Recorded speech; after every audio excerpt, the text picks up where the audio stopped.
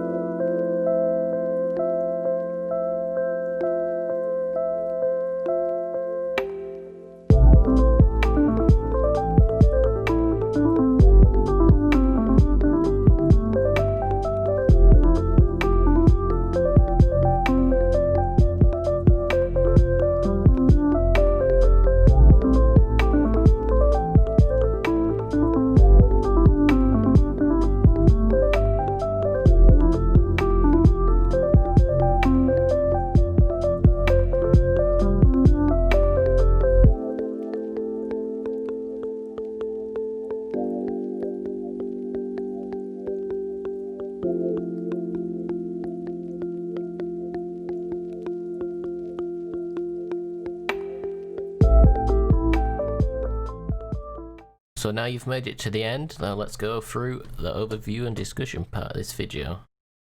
So you've made it to the end, let's discuss and overview what we've worked on and done so far.